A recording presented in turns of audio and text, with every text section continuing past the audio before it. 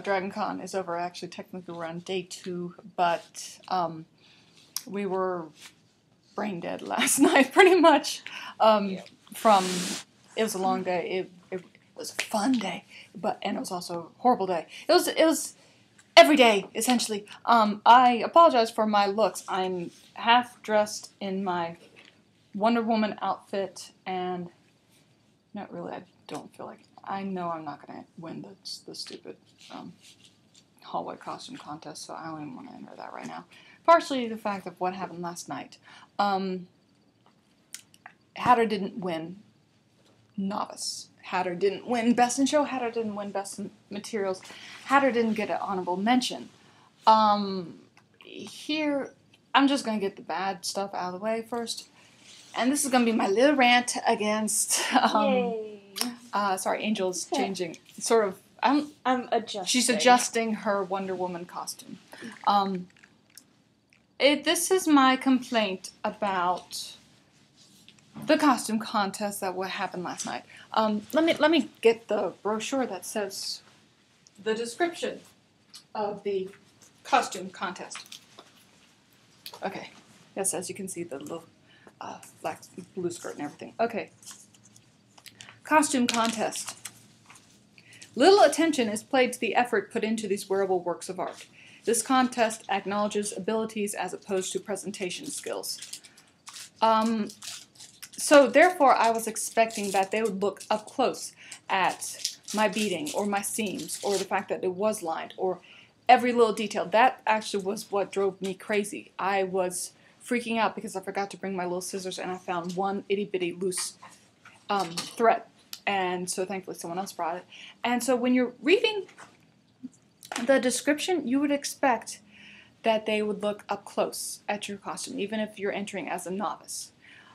Because I did see costumes that had loose threads, like major loose threads hanging out, and rips in the seams or on the hemlines, and they were not, I don't know if they pointed them out, I don't know what the judges did for their decisions or anything, but basically I could have not lined Hatter. I could have not needed to tack down the collar because I was freaked out about that. I had used a clear beading thread for that, and it showed up white against the black satin. I was absolutely freaked out about that. I said, I can't do this again to redo it all. They didn't care. They didn't ask me questions. I tried to remember everything, but it would have been really helpful had the judges asked questions more than just the, oh, that's nice. Oh, did you do the bodice too? Oh, wow. Oh, wow. Yeah. It seemed that the less experienced people got less time than the more experienced people. I don't know if that's proper or whatnot. One thing that did kind of bug me, and this isn't about the judges, again. One of the entries was an awesome goblin knight from Labyrinth, and I thought it was really cool and everything. And she was saying, don't look at my seams up close. I hope they don't do that because some of the stuff was falling apart. Actually, a couple entries, through no fault of their own, it's just through the wear and tear of the convention and the stupidity of people, their costumes were falling apart. There was this one girl who had literally, her corset was made out of candy. It was completely, entirely edible. And morons came up to her before even asking. Once they heard it was edible, they would grab a piece off. And it ended up breaking. And that is absolutely horrible and everything, because it was a really beautiful custom craft. I mean, we're not talking like little M&Ms, glued or anything. This was actually,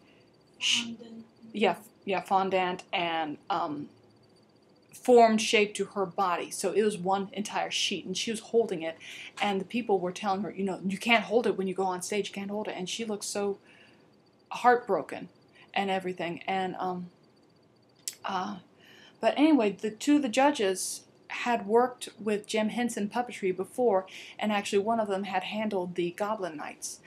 And I'm not pointing fingers, I don't want to do that, but that seems like they sort of possibly played favorites. I know I would have really suspected had she won the novice contest, but it wasn't. It was Optimus Prime girl who made hers out of cardboard and foam, I think. But she got an honorable mention, and it just seems like, I don't know, did they sort of play favorites with that because they had worked with it before? But that would be like me wearing Hatter or someone wearing the Glinda dress to a judging that Susan Hilferty would have been there. Would have that affected it? Possibly, yeah. But another case was this guy was dressed as Bender. Maybe an 8-foot tall costume, counting the little, like, antenna and everything. This was his first costume that he had ever done. He was not a professional costume maker. They told him that he had to enter the professional group.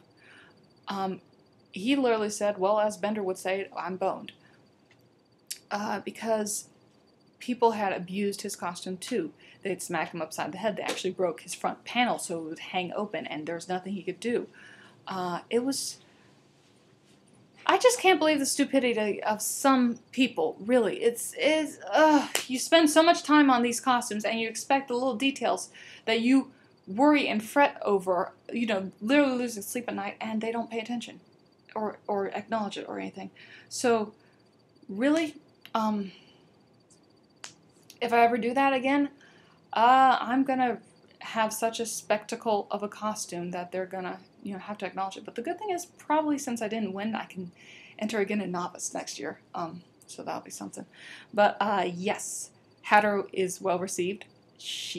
I'm actually been invited to a Broadway group next year, and with Elphaba and everything. And it's possible that we're gonna plan a little tea party, which will be fun. And I'm sorry, I'm taking over your bed. I'm sorry. Because my stuff's taking over my bed. But, you know, people love Hatter. They, you know, want to take pictures of her with tea and all sorts of stuff. And Angel and I did, like I said, she was Daphne yesterday.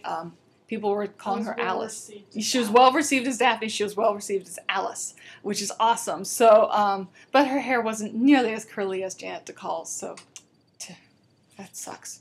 But we did get in the music video. Hopefully. The only part that I really care about is the, oh shit, my glass is empty, that sucks.